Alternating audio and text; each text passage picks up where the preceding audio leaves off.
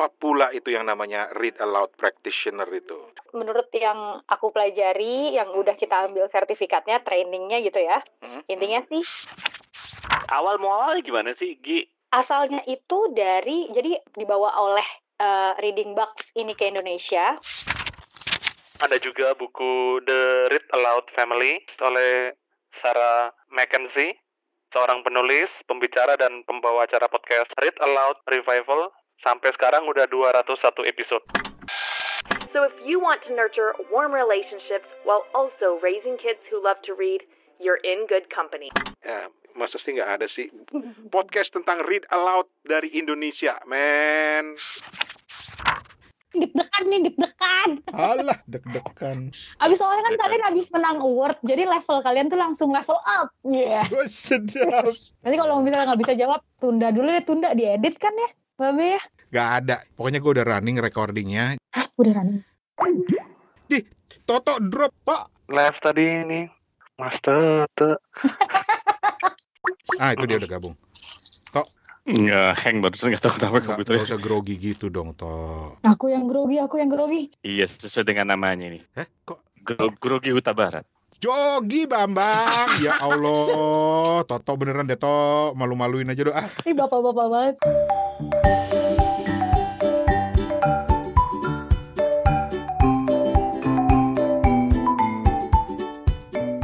Kita akan mulai, dan teman-teman Kepo Buku mungkin ada yang bilang, ada host baru cewek gitu. Jadi kita butuh host baru cewek nih. Apa kita bikin ini ya, Kepo Buku Idol ya? Oke, jadi teman-teman Kepo Buku minta maaf kita kebiasaan nih kalau kayak begini sampai obrolan-obrolan awal pun direkam, tapi kita mau kenalin tamu kita kali ini. Sebenarnya gue penasaran karena pertama kali gue lihat handle atau account Instagramnya, di situ tertulis Read Aloud Practitioner. Gue bilang nih gue banget nih. Yep. Kenapa lu banget? Soalnya dulu gue waktu kecil kalau di kelas gue selalu diomelin sama teman-teman karena gue bacanya selalu kenceng.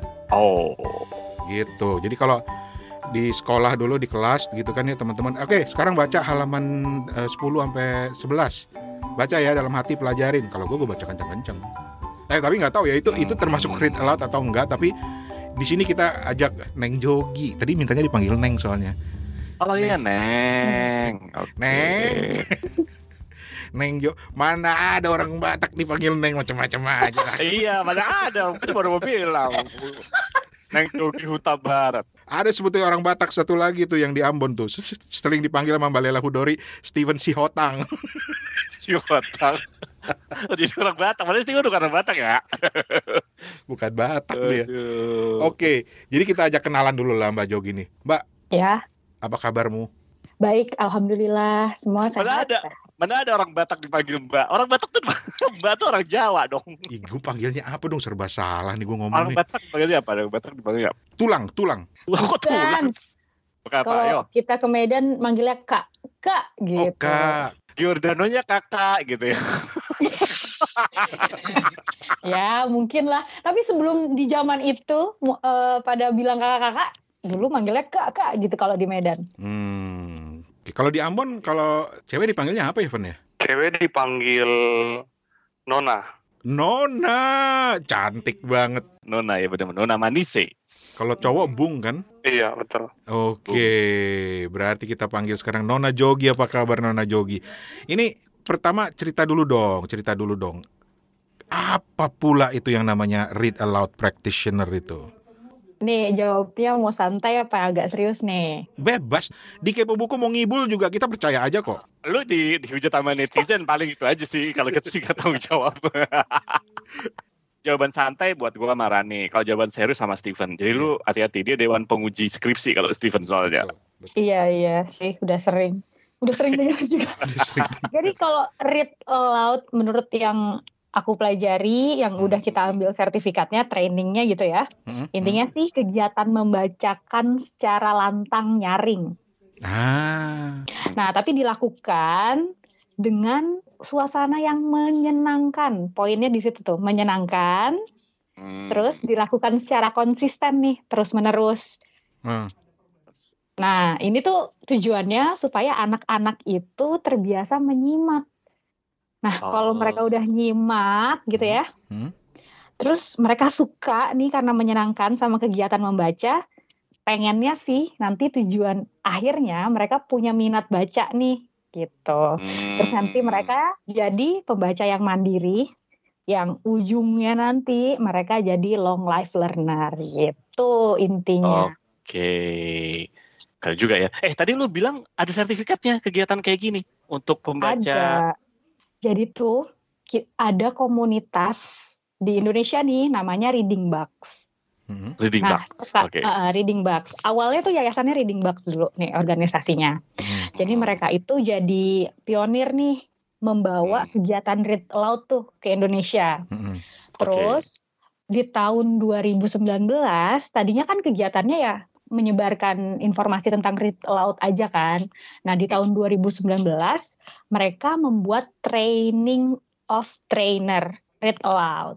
Nah, jadi setelah dari situ kita dapat sertifikat nih sebagai read aloud practitioner. Oh, itulah sebabnya kemudian ada yang disebut sebagai read aloud practitioner. Ya. Ngapain aja sih read aloud practitioner itu? Kalau gue mikirnya gini, read aloud practitioner berarti mungkin dia orang yang membacanya selalu lantang gitu. Ngaco gak sih gue? Kalau gitu gue pengen dapetin sertifikatnya. Enggak, kalau lu dapat sertifikat bukan read aloud certified read aloud gitu, bukan lo. Lu bersertifikat pembaca nyablak kalau lu. Pembaca nyablak. Jadi ngapain saja sih? Apa sih yang dibikin sama seorang read aloud practitioner ini? Sebenarnya sih kalau mau menjadikan diri ya seorang read aloud practitioner tuh kayak pilihan sih. Banyak orang yang ngambil sertifikat juga ya udah ilmunya buat mereka sendiri. Cuma yang menjadi berbeda nih praktisi tuh kayak mengkampanyekan juga gitu loh. Jadi kayak aku juga berusaha untuk menyebarkan semangat read aloud ke teman-teman sekitar aku gitu. Terus kalau misalnya aku ya secara pribadi aku menggunakan media sosial media gitu. Memasyarakatkan ke siapa? Ke orang tua, ke guru. Oh, orang tua, oke. Iya, jadi sebenarnya read aloud itu yang kita coba tekankan nih ada 3 komponen nih, B.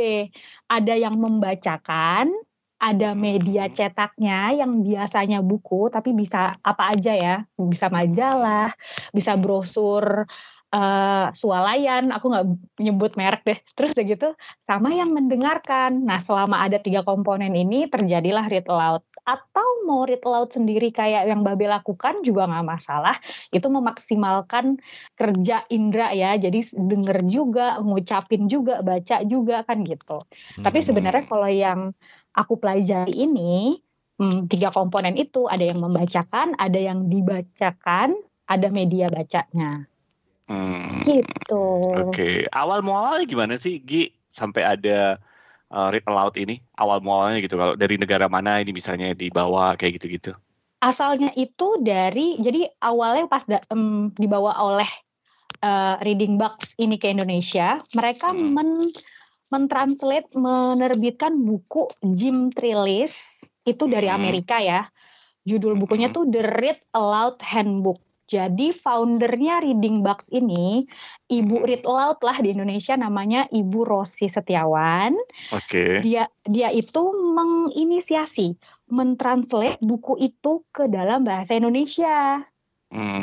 Karena dia dan teman-temannya, jadi waktu itu ada beberapa orang kayaknya ada Kak Ayo Dongeng juga, cuma yang masih konsisten sampai sekarang di Read Aloud itu Ibu Rosi Setiawan ini merasa buku ini tuh dulu yang dia baca dalam bahasa Inggris tuh penting untuk diketahui sama orang-orang di Indonesia. Nah, awalnya dari situ. Lalu ditranslate, diterbitkan. Awalnya aku nggak tahu ya sama penerbit siapa, tapi kalau yang sekarang itu sama penerbit Nora.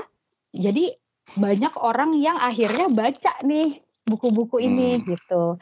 Materi yang dijelaskan, yang dikampanyekan di TOT Read Aloud itu juga dari buku ini sebenarnya, tapi juga plus pengaplikasiannya, prakteknya, kajian teksnya ditambahkan dengan materi-materi lain. Wow. Gitu deh. Dapat ilmu baru gue hari ini. Kalau dapat dari mana ya dari Amerika. Diulang dong tadi bukunya.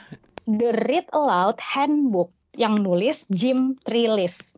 Jim Trelease, The Read Aloud Handbook. Nah, sama Toto langsung dicari tuh.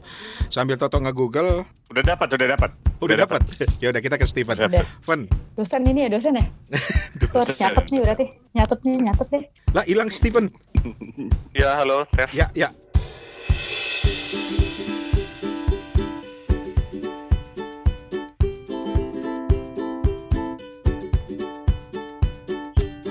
Kalau aku pengen nambahin aja, ada juga buku The Read Aloud Family, Seni Mendekatkan Keluarga Melalui Cerita, ditulis oleh Sarah Mackenzie, seorang penulis, pembicara, dan pembawa acara podcast Read Aloud Revival dari 2014. Sampai sekarang udah 201 episode. Wow. Terbitan Bentang. Jadi memang buku The Read Aloud Family yang ditulis oleh Sarah Mackenzie ini juga buku yang pada akhirnya jadi buku pegangan lah buat para praktisi atau pelaku read aloud. Karena memang secara teori, kalau misalnya si The Handbook, The Read Aloud Handbook ini jadi buku yang penuh dengan penelitian, teori gitu ya, pembuktian bahwa kegiatan read aloud itu sangat menumbuhkan minat baca di Amerika gitu ya. Tapi kalau di Read Aloud Family yang ditulis oleh Sarah Mackenzie ini, dia juga praktisi seorang ibu yang mengaplikasikan buku The Read Aloud Handbook Jim Trelease ini di kehidupannya, lalu dia share di podcastnya dan bukunya gitu. Jadi kalau lebih ke aplikasi ke keluarga, memang buku The Read Aloud Family oleh Sarah Mackenzie ini nggak bisa dilewatkan juga. Aku malah justru lebih suka nih sama buku yang Sarah Mackenzie ini. Kalau buat yang ke keluarga ya, pendekatannya tuh kalau kita sebagai praktisi bukan akademisi, kayaknya lebih enak ke Read Aloud Family Sarah Mackenzie ini gitu. Read Aloud itu sebenarnya, nih maaf ya kalau pertanyaan mungkin agak-agak aneh, tapi gue nggak tahu karena gue lagi berusaha untuk memahami lebih jauh. Tapi audiensnya itu atau targetnya itu memang untuk anak ya, atau untuk orang dewasa juga? Kalau misalnya dari yang sertifikasi sama buku ya, memang lebih ke dominan ke anak. Jadi kayak orang tua atau guru membacakan buku kepada anak gitu. Tapi sebenarnya read aloud kalau sudah dijalani juga jadi bisa juga dipakai sesama orang dewasa juga bisa gitu. Cuma kalau misalnya kita baca dari kedua buku ini atau kita ngikutin workshop yang ada di Indonesia, pasti kita ngomonginnya tentang orang tua yang membacakan anaknya buku. Kebanyakan seperti itu. Orang tua yang membacakan anaknya buku. Oke. Dua hal itu ya. Jadi ada dua hal yang gue malah tertarik yang orang dewasanya gitu. Karena bayangan gue tuh read aloud itu kan kayak story time buat anak-anak gitu loh, misalnya seperti itu. Iya.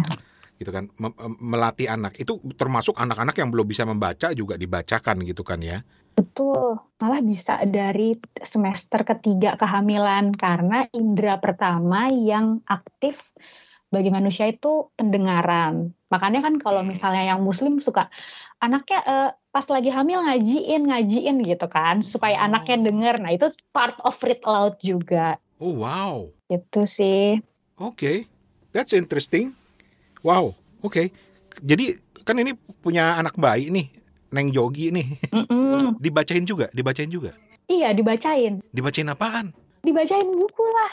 Nih, jadi bingung ya. Jadi tuh gini, aku punya ikatan tersendiri nih sama read aloud. Kalau aku boleh share nih ya. Boleh. Jadi aku tuh pertama kali mempraktikkan read aloud itu karena kebutuhan aku waktu aku habis melahirkan. Aku waktu itu nggak nyadar aku stres. Jadi kayak menghadapi bayi tuh aku bingung gitu.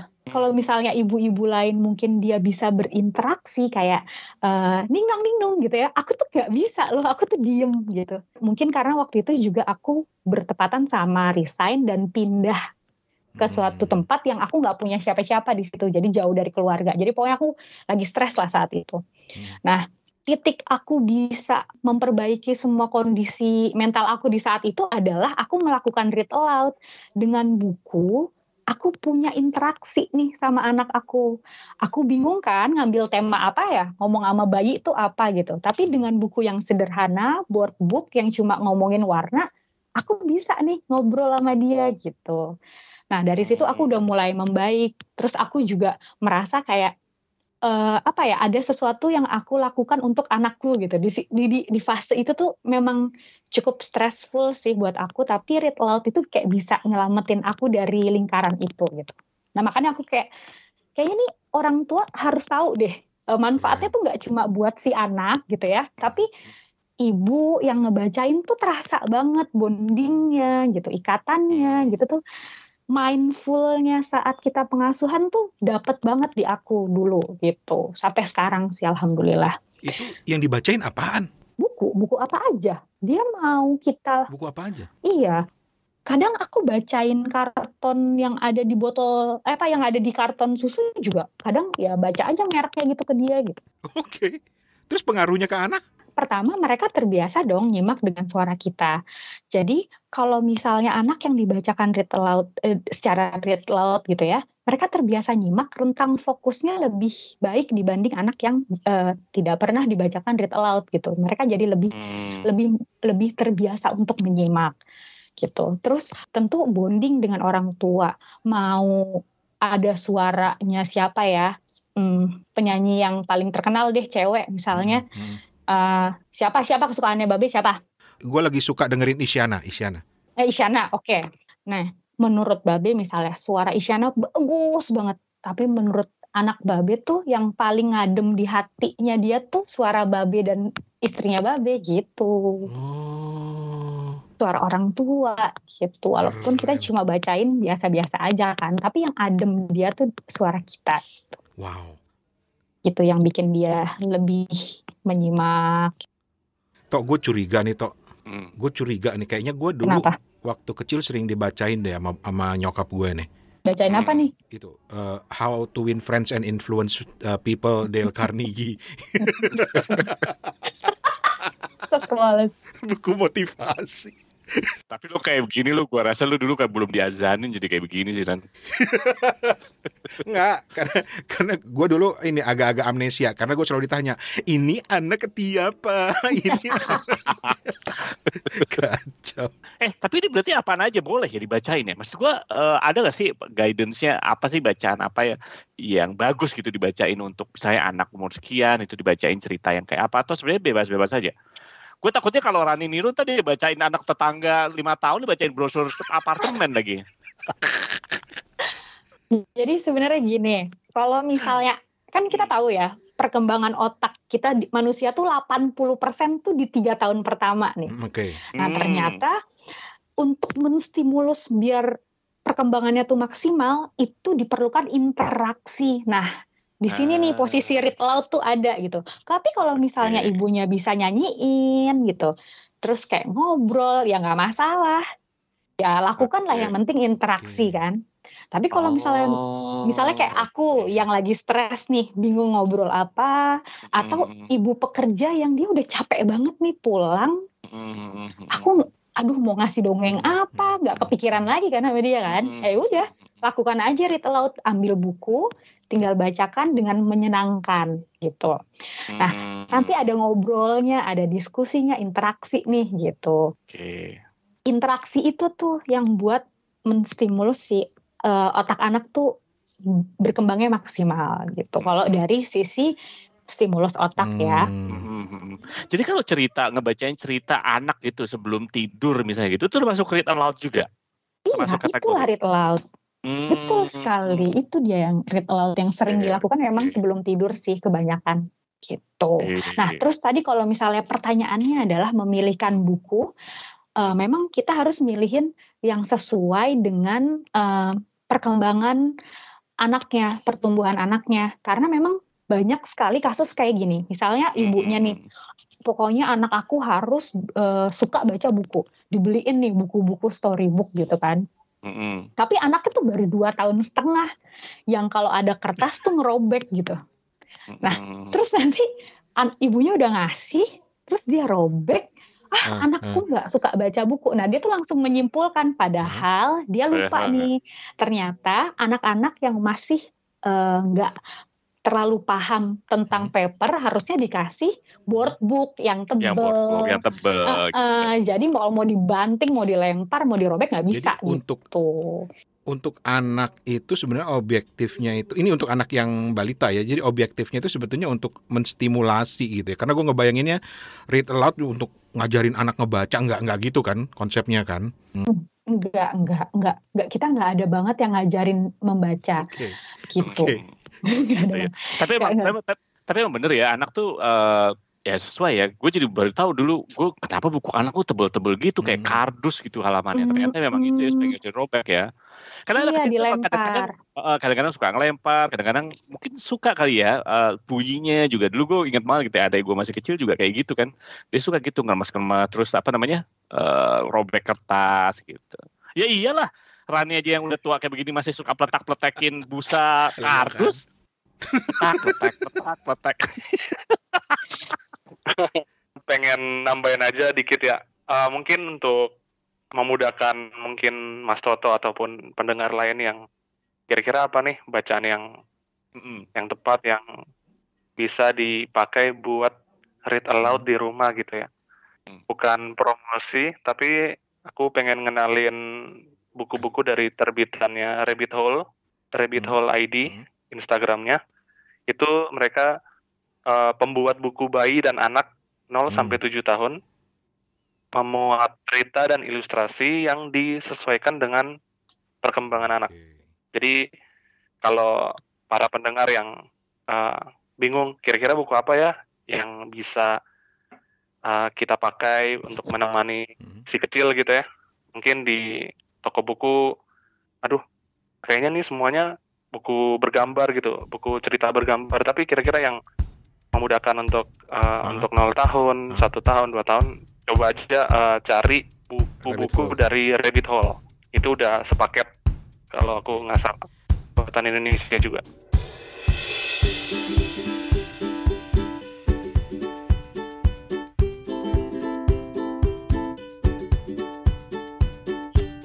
Oke. Tadi kan itu anak, tapi gue tertarik ketika tadi Mbak Jogi bilang bahwa read aloud ini juga bisa untuk audiens dewasa. Itu maksudnya gimana sih? Jadi kan kalau misalnya menurut aku ya, aku kan jadi dulu aku nggak suka baca buku nih. Nah, aku mengingat dari situ tuh, kalau misalnya buat seorang yang nggak suka baca buku, kalau kamu misalnya ngasih caption yang panjang sebagai book reviewer, nggak akan dibaca juga sama dia gitu kan. Nah, jadi sebenarnya jalan yang paling enak tuh adalah kamu bacain sama dia gitu satu paragraf, kayak aku ke suami aku. Dia suka sih baca, tapi dia internet lah informasinya, nggak buku. Jadi misalnya ada informasi yang misalnya tentang pengasuhan nih, misalnya pengasuhan. Kan aku nggak mau ya kalau pengasuhan itu bukan ibu-ibu aja, bapak-bapak juga iya dong. Jadi kalau misalnya ada paragraf yang mendukung visi aku ini gitu kan, aku bacain lah. Mas suamiku aku bacain paragraf itu, terus tuh kamu tuh harus gini, nah gitu, aku kayak gitu. Dibaca nih. Tapi karena kalau misalnya dibilangin misalnya kata buku tuh gini, belum tentu orang tuh percaya. Tapi kalau di read aloud paragraf itu kayak lebih, oh iya, oke, benar gitu. Jadi kayak lebih masuk gitu. Keren. Kalau menurut aku sih gitu ya. Jadi informasi itu dari buku tuh nggak harus whole, nggak perlu semuanya di kayak kita review buku. Kita cukup bacain satu paragraf, orang tuh mungkin bisa tertarik gitu. Gue jadi penasaran nanya nih, Jogi Huta Barat ini udah punya podcast belum sih? Nah, belum. Nah bikin dong, ini jagoan read aloud gak punya podcast, gimana sih? Aduh. Doain ya. Jadi ini kan ada waktu buat nyuci piring ya kan. Terus nanti agak-agak anak udah mandiri dikit insya Allah. Tapi aku tuh pengen ya, enak deh podcast tuh kayak gak perlu bersolek ya kan. Didengerinnya bisa kapan aja, aku di dapur bisa. Rekamnya juga bisa, di dapur sambil masak bisa. Bisa. Iya, kelontangan lah, enggak lah kalau nggak. Loh, justru itu memperkaya sound effect-nya kan, benar-benar menggambarkan seorang ibu, keren banget nih, emak-emak nih. Seorang ibu yang sibuk gitu ya. Beneran loh. Tapi memang podcast podcastnya semakin agak tergaung sama ibu-ibu tuh karena si Sarah Mackenzie yang tadi nulis The Read Aloud Family. Karena dia dengan The Read Aloud Revival itu menyebarkan ilmu pengasuhan dan Read Aloud itu melalui podcast. Gitu. Jadi udah agak tersaut. Tadi yang diceritain Stephen ya, Read Aloud Family yang udah berapa ratus episode. Oke, gini, kita cuplikan juga di sini deh, seperti apa sih Read Aloud Family podcastnya itu. Dan mudah-mudahan nanti, siapa tadi penulisnya? Sarah Mackenzie.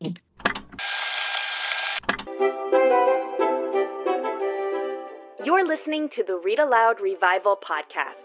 I'm your host, Sarah Mackenzie, homeschooling mama of 6 and author of The Read Aloud Family and Teaching from Rest. As parents, we're overwhelmed with a lot to do.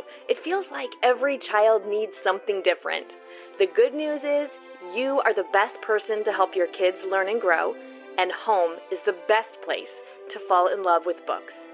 This podcast has been downloaded 7 million times in over 160 countries. So if you want to nurture warm relationships while also raising kids who love to read, you're in good company. Ya, jadi mudah-mudahan nanti kan Sarah Mackenzie versi Indonesia ada kan ya kan, namanya Sarah Huta Barat. Salah. Harus dong, bentar lagi masa sih nggak ada sih podcast tentang Read Aloud dari Indonesia, men. Itu aja udah kedengarannya keren banget kan. Kompor terus. Oke. Terima kasih banyak. Ini kita belajar banyak loh sebenarnya nih, karena pemahaman gue tentang Read Aloud itu tadinya gue mikirnya ini benar-benar belajar membaca gitu. Enggak, jangan diajarin dulu, kasihan. Sebenarnya mengenalkan kata kali ya. Tapi memang ada salah satu teknis cara membacakan yang kita tuh sesekali menunjuk kata teks dalam buku sih. Biar anak tuh tahu kalau misalnya tulisan wow itu bisa ditulis dengan WOW gitu. Itu ada tahapannya juga. Jadi kalau memang mau lebih paham, ikutan aja sertifikasinya. Ikut. Okay. Seru. Ada lagi yang mau menambahkan pertanyaan di beberapa menit terakhir? Steven lagi? Ada dong. Loh, kok aku yang pengen ditanya? Ketahuan suka ngomong.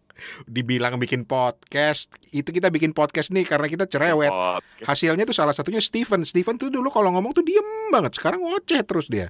Malu dulu dia, pemalu. Jadi mari kita ikut sertifikasi Read Aloud. Gue pengen gitu loh masang di Instagram gue Read Aloud Practitioner. Terus recommended by Jogi Huta Barat. Bersertifikat gitu kan. Tapi itu selalu buka ya untuk yang sertifikasi untuk Read Aloud itu ya? Ya kayaknya per 2 bulan kali, tergantung dari komunitas. Jadi nih Read Aloud Indonesia, jadi Reading Bugs, aku sambil ngenalin ya, mensosialisasikan.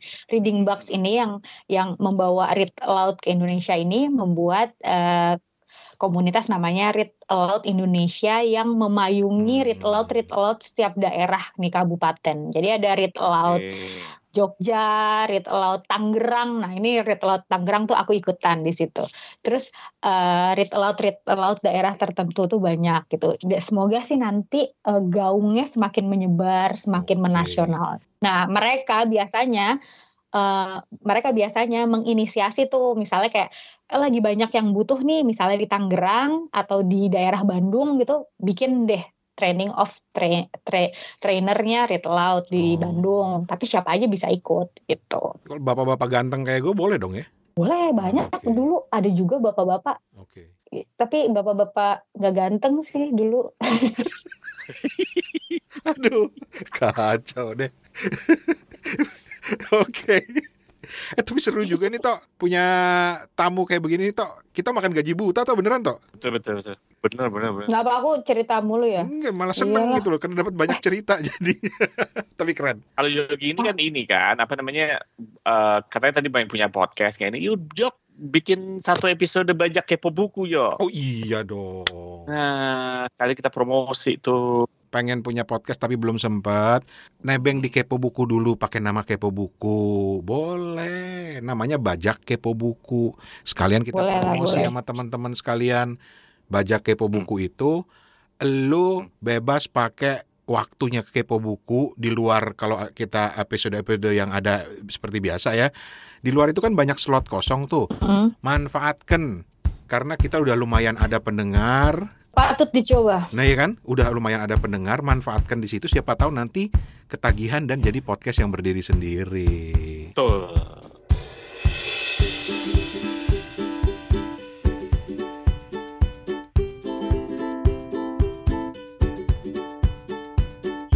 Anyway, Ya. Jogi terima kasih banyak waktunya. Salut. Aku juga terima keren kasih ya. Thank you. Merci. Keren banget. Jadi udah ada ngerti belum nih tentang Read Aloud? Udah. Pokoknya gue udah bergeser. Pemahaman gue tadinya benar-benar cuma buat belajar baca. Ternyata ini lebih dalam dari itu artinya. Jadi keren banget. Iya. Boleh aku sedikit tekankan. Jadi kayak membacakan buku secara menyenangkan supaya anak tuh suka sama kegiatan membaca. Semoga nanti di masa depannya mereka suka punya minat baca dan tradisi baca gitu sih intinya. Steven tolong dicatat. Jadi poinnya menyenangkan. Steven tolong dicatat. Steven tolong dicatat. Kenapa harus Steven yang harus mencatat? Ya, karena penting nanti buat masa depannya Steven. Tapi lu juga udah practitioner ini kan, bacain juga ya Ren ya. Bacain brosur gadget ke bini lu. Iya dengan harapan nanti gue dibeliin gitu. Iya begitu. Jogi aja kalau mau menanamkan sesuatu kepada Pak Misuanya kan didoktrin dia bacain, apalagi gue. Doktrin. Yang ini iPhone 13 nih keren banget nih ya. Iya udah dibacain brosurnya. Kameranya tajam lagi. Lu bayangin dong kalau kita lagi jalan-jalan kita foto tuh keren banget nih kayaknya. Itu kalau lagi istri lu lagi bangun gitu kan. Kalau lagi tidur lu bacanya beda lagi. Apaan? iPhone 13 ini bagus. Bisa buat moto, bisa. Jadi lu dihipnotis istri lu. Jangan lupa. Tapi bener loh. Bener apa? Kalian tuh kayak tanpa menyadari kalian melakukan think aloud. Itu jadi kayak menyuarakan pikiran supaya orang lain tuh paham nih maksud kita gitu. Oh gitu ya? Jadi kayak next level of the read aloud. Jadi kalau read aloud itu menyuarakan teks yang ada di buku. Tapi kalau think aloud itu menyuarakan apa yang kalian pikirkan tuh saat membaca buku itu. Supaya orang yang dibacakan tuh paham nih maksudnya. Nah tadi yang dilakuin think aloud tuh. Wah keren. Iya. Gue belajar dari Rane. Dulu kan dia bekas dukun pelet. lu menjatuhkan martabat gue lu toh. Itu salah satu lu kok martabat, justru itu salah satu skill yang harus patut diteladani. Ya udah nanti malam sebelum tidur gue akan membaca brosur iPhone 13 Pro Max. Iya, iMac Studio. iMac Studio gitu kan ya. Keluar dah bapak-bapaknya dah ngomongin gadget dah. Nanti sambil tidur bacain, terus bangun-bangun bini gue bilang, gue semalam kenapa mimpi lu megang iPhone ya? Dah, berhasil. Oke, Mbak Jogi, thank you banget ya Mbak Jogi. Jangan bosan-bosan main ke Kepo Buku. Sama-sama. Aku juga yang makasih banget. Oke. Besok-besok jadi tamu lagi dengan membawa ibu-ibu pembaca buku. Jadi podcast nongkrong dong. Nggak apa-apa. Kita juga nggak jelas sebenarnya. Kita tuh nggak jelas nih podcast ulasan, podcast nongkrong, podcast lawak, atau podcast apa, kita juga bingung. Iya, makanya juri Indonesian Podcast Award kemarin bingung ini mau masukin nongkrong, ulasan, apa lawak ya gitu. Kagak jelas. Oke, Steven. Terima kasih banyak Mbak Jogi. Kita udah menerima manfaat banget nih. Kita udah tahu apa keunggulan dari mempraktekkan membaca nyaring dan membaca yang menyenangkan. Semoga teman-teman Kepo Buku tertarik untuk ikut Read Aloud Indonesia. Sampai jumpa di episode selanjutnya ya. Dadah. Thank you Mbak Jogi. Salam sama keluarga. Iya. Ya, salam sama Gantari dan Wigas. Wey, dia udah kenal. Udah dikenalin kayaknya.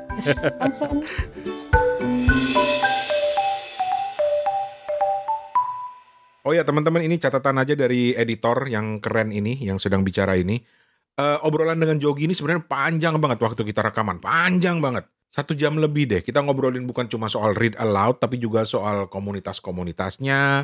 Kemudian juga soal hobinya baca buku, buku-buku rekomendasinya Jogi. Jadi banyak banget Cuma supaya bisa lebih fokus, kita pecah menjadi 2 aja. Jadi di bagian berikutnya, kita masih akan ketemu dan ngobrol-ngobrol dengan Mbak Jogi Huta Barat.